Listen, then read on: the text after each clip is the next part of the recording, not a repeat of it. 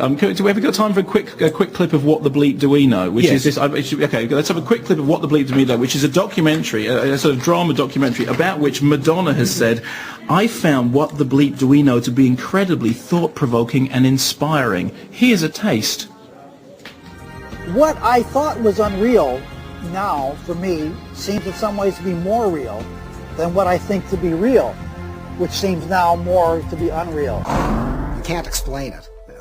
Anybody who spends too much time trying to explain it is likely to get lost forever down the rabbit hole of mysteriousness. I create my own reality. It may sound like a tremendous bombastic claim by some new ages without any understanding of physics whatsoever, but really quantum physics is telling us that.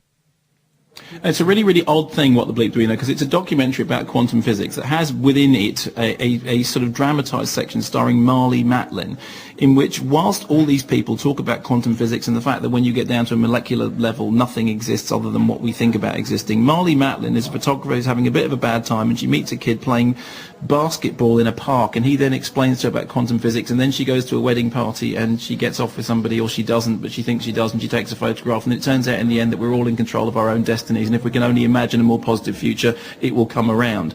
I mean, fine. I wonder if we can only imagine a more positive future, why it is that they didn't imagine a better film, because it seems to me that the argument of the thing is whatever you imagine is true. Well, then imagine a better film. It's not terrible, it's not awful, it's fairly annoying, and it does give an awful lot of opportunity for people in sort of big flowing robes to pontificate in manners that is rather, you know, it's like all that Kabbalah stuff. It's all just a load of old hogwash, but it's just about entertaining for about 30 minutes, but sadly it's an hour and a half long, and Madonna thinks it's one of the, you know, most thought-provoking and inspiring movies she's ever seen, which I think tells you more about Madonna than it does about the movie itself.